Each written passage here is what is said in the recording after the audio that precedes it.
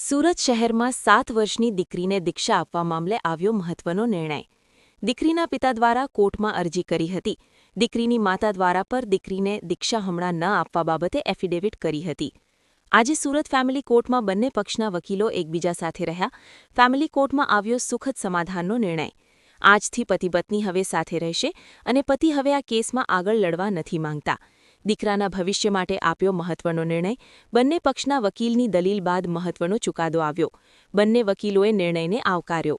Reporter નૈતિક રેશમવાળા, સુરતથી। છેલ્લા ઘણા સમયથી સુરત શહેરમાં નાની બાળકીના દીક્ષા બાબતનો મુદ્દો બહુ ચર્ચામાં રહ્યો। એ બાબતે નામદાર કોર્ટ રૂબરૂ પ્રોસિડિંગ્સ પણ થયા। મીડિયામાં પણ ઘણી આ બાબતે હકીકતો આપવામાં આવી। પરંતુ જ્યારથી ફેમિલી કોર્ટનો સમન્સ મને મળ્યો ત્યારથી હું એક માતાના વકીલ તરીકે પહેલેથી એ અભિપ્રાય ધરાવતો હતો કે આમાં સમાધાન થાય, બાળકીના માતા અને બાળકીના પિતા સાથે રહેતા થઈ જાય, બાળકીનું ભવિષ્ય સચવાઈ જાય। દીક્ષા જુદો ઇસ્યુ છે, પરંતુ પતિ પત્ની સાથે રહેતા થઈ જાય, એક નાનું બીજું બાળક પણ છે, એનું પણ ભવિષ્ય સચવાઈ જાય।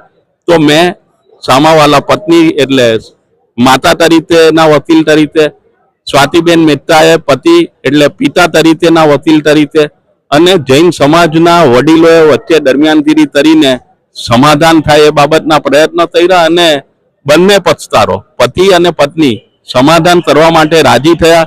અને એવું નક્કી કરવામાં આવ્યું કે આજથી જ એ લોકો પતિ પત્ની તરીકે ફરીથી સાથે રહેશે અને બે બાળકોનું ભવિષ્ય જે રીતે પણ સારું બને એવા તમામ પ્રયત્ન કરશે। એ બાબતે આજે સવારે સમજૂતીનો કરાર બનાવવામાં આવ્યો બે પક્ષકારો વચ્ચે। સમજૂતીના કરારને આજે નામદાર કોર્ટ રૂબરૂ રજૂ રાખવામાં આવ્યો।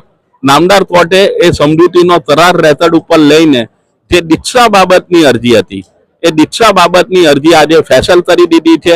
એટલે હવે દીક્ષા સંદર્ભે કોઈ હુકમ ભવિષ્યમાં થશે નહીં અને અરજદારે જે વાલી નિયુક્ત થવાને કબજો મેળવવા માટેની જે બીજી લાત છે એમની એ અરજી પણ 6/1/2025 રોજ પરત ખેંચી લેશે એવી નામદાર કોર્ટને બાંહેધરી આપી છે।